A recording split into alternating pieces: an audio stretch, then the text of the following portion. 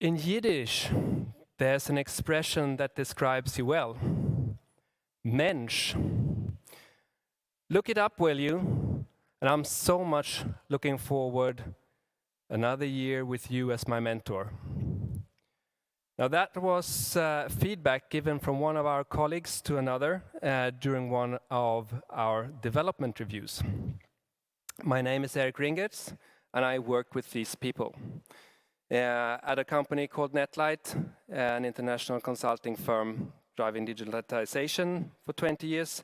But we're also renowned for being an organization free of bosses. Now, originally, we thought that was going to be quite easy, mostly a structural thing. So how difficult can it be? Just get rid of all the bosses and free everyone to manage themselves. It turned out to be slightly more difficult, and that was because one thing, in order to operate united in a self-managed organization, that requires very specific characteristics in people, and those I would like to share with you. Now, back to the feedback given.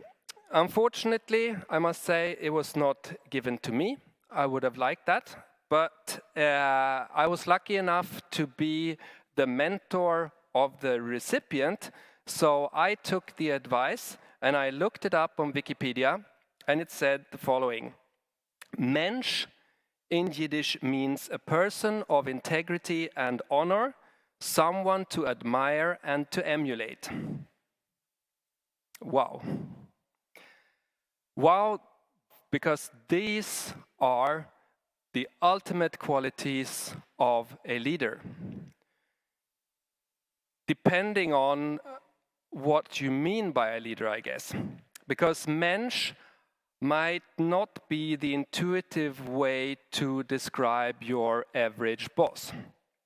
Neither does it describe the general who, on the top of the hill, pointing his troops with the whole hand.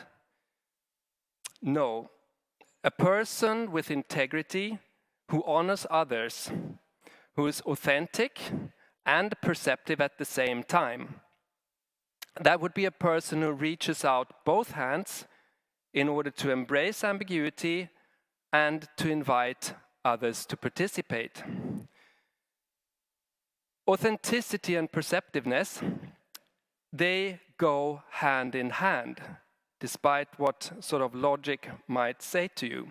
Because if you think of it, only with an authentic self-confidence would you actually be able to be 100% perceptive towards what others have to say to you. Otherwise, you would always have to think about sort of what you want yourself. So you have to be super authentic to be able to listen to others carefully. Because despite what it might look like, people that are good at making their point heard, that is not a sign of an authentic opinion. That is more a sign of insecure leadership. Just as pleasing is being perceptive without authenticity. It's called blind followership. Leadership and followership, they need to go hand in hand in a self-managed organization. And it takes the characteristic of a mensch to make it work. And I'm going to illustrate this practically by the example of dress codes. When I started in the consulting industry 20 years ago, you would often hear instructions like, dress up 10% better than the client. Probably this still exists in some dark corners of the industry, I don't know.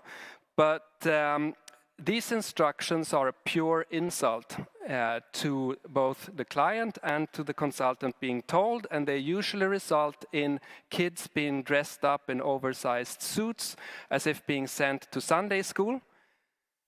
But that is completely beside the point. More importantly, this is neither authentic nor perceptive management. And today, many would agree that this is a bit out of fashion. And managers of today can instead be really, really hesitant when it comes to telling people how to dress, and they would say, well, you can come as you are.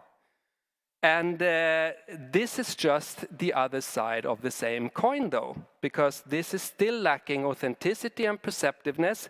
This is blind followership, making room for expressive behavior on behalf of others who don't want to see you naked, for example. Or just causing a lot of insecurity on how to act. So here's how an authentic and perceptive dress code spells. Dress up for others in your preferred style. Honoring others, maintaining integrity. That's how a Mensch dresses, and that's how a Mensch makes decisions. Now, there's another expression that was around a lot 20 years ago, and that is that a manager should walk the talk. So what's new? Isn't that what being a Mensch is about?